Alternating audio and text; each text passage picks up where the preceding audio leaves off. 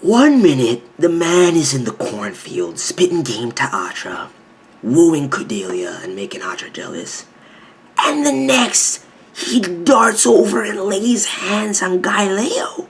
The man is manhandling him. He's choking him out, one-handed, raising him into the air, yo. Mika's too real. He's so fucking sad. If it weren't for Sakura Obachan encroaching and trying to stop him and making him see the reality of the situation, if it weren't for Cookie and Cracker getting up, which I breathe a sigh of relief because it's fucking Okada and the guy, and anything can happen. But if it weren't for that, and I'm sure FAREED could have stopped it, I'm going to talk about FAREED in a second, he would have killed the man. He straight clowned Gylo. Man, I have zero respect for Gylo right now. I have zero respect for Gylo. He looks like a clown. Like, straight up, looks like a clown. Oh my goodness, like I said last week, Mika and Orga are too real. Some of the realest protagonists we've seen in any Gundam iteration for quite some time, dude. Oh my goodness, man. And on top of that, you see the duality in Mika's character, the development that we see with his character this episode, and the insight into his mindset is perfect. You see, on the one, he's just a cold-blooded fiend, going straight berserker mode, but ultimately it's rooted in his his kindness and his compassion and his love for, his Nakama and the people around him. He's such a kind-hearted individual, but yet so ruthless at the same time. It's incredible, dude. And this series, the dialogue, the pacing, this is truly the savior of Gundam for the decade. Mobile Suit Gundam Iron-Blooded Orphans, Episode 4. Somebody needs to they should have double-tapped that fool Todo last episode as well. Because this slippery bastard scheming behind the scenes, plotting, he was clearly a snake. They should have put, and the thing is, they all recognize it too. And even though, even that fool Eugene, I believe that's his name, the dude with the blonde hair who's always with, Biscuit and Orga and everything like that, and kind of seemingly like, the left-hand man of Biscuit. I don't really like the man. I really don't like the man. But even he can see that this fool Todo is fucking... And I'm sure Orga knows. I'm sure Orga is aware. But he has to use him regardless. So to see if he actually trips them up, I'm gonna be pissed, dude. If something happens as a result of Todo's schemes and, potentially Orga is harmed, Mika is harmed, and anybody that I like out of the Tekkadan right now. And I'm gonna talk about AKIHIRO in a minute because dude is a boss. But if anything happens, I swear, this fool Todo needs to die the most miserable death. I'm sorry, okay? I'm sorry.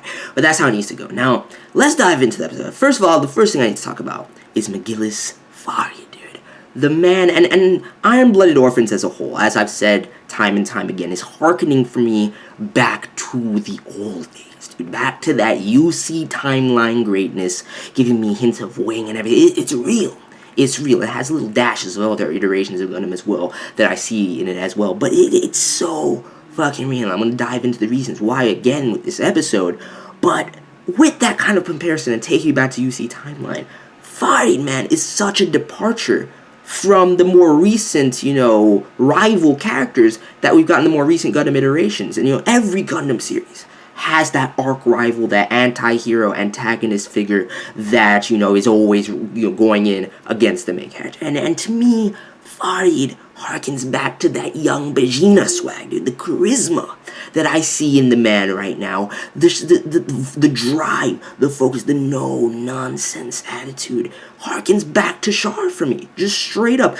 I don't see the anger and the vengeance, in his spirit. But in terms of the charisma and the demeanor, and clearly the man goes in, dude, and he's able to, he's slaying these little girls, has the back of Candy on deck, he has the 9-year-old fiance, which is the only thing that's questionable. The way he went in just straight up, no games with Major Coral, dude. He's just like, yo, if you're bribing me, you're done. I'm gonna rest. I was like, yo, this man is real. Galileo, I can go either way with the man. I'm sure he's going to rage and try to go in against Mika down the line, and he's probably going to fail time and time again. But FAREED is real. This is a legitimate arc rival character that we have here. Granted, if he does fill that role, I don't see any ill intention in the man overall, but we don't know how. We see a little bit of insight into the hierarchy of Gjallahorn. I'm going to get into that in a second, but ultimately, we don't know how far it goes and what his potential endgame would be at that stage. But he seems to have good intentions overall. So it would be more of an anti-hero kind of just straight up rival slot for the man. But I fucks with FAREED. That's what I'm gonna say right now. I fucks with FAREED.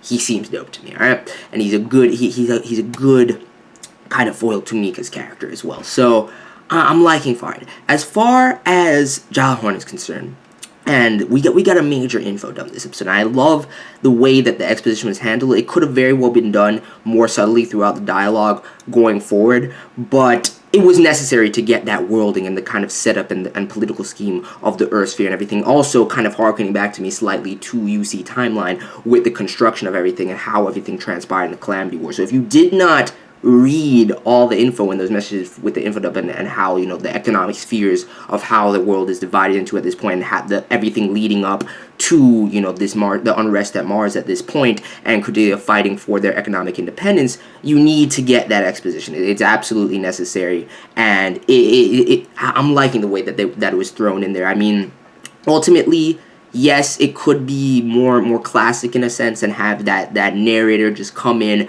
time and time again and flesh it out a little bit more each episode as the series progressed. But I prefer to just have all of the info now. So if you didn't read it, it's absolutely necessary, right? Aside from that, this episode showcasing White Iron Blade, even though it was more laid back episode, you know, a lot of setup and development and fleshing out certain characters like FAREED and Mika and everything like that. And AKIHIRO, which I'm going to get into now, it was still real because of the AKIHIRO and the whole concept of the human debris, dude. Yo, the respect I have for the man at this stage, and I need to see his character develop. Like, out of Tekkadan right now, AKIHIRO, Mika, Orga, that's like, that is the truth right there.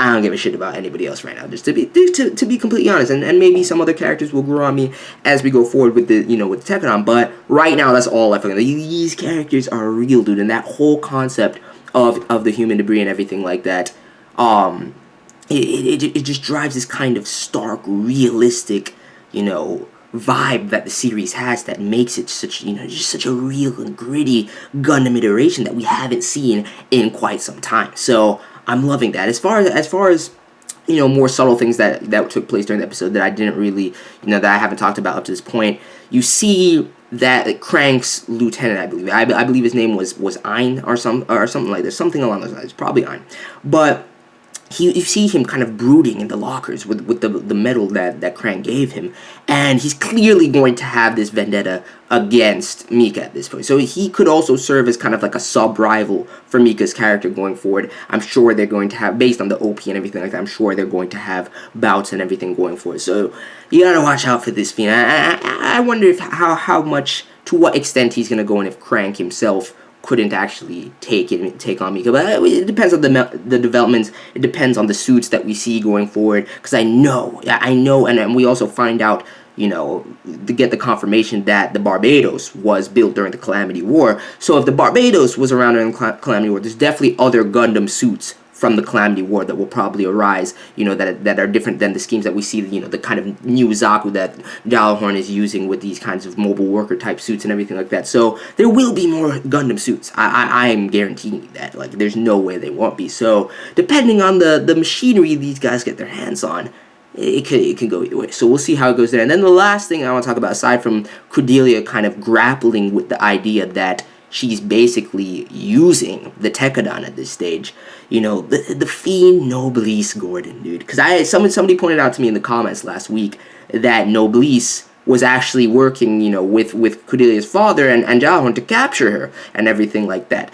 And to see how he's given her the funding and those words that he said to her, I'm like, this man is an underfiend. Looking at that fucking scumbag grin on his face, sitting in the sweatbox, talking about the war goddess going into the jaws of death with the young heroes will build an eternal paradise over their corpses. It's like a mythical tale of a hero. I was like, yo. First of all, the writing is on point, but I was just like, yo, this fucking Fiend, man.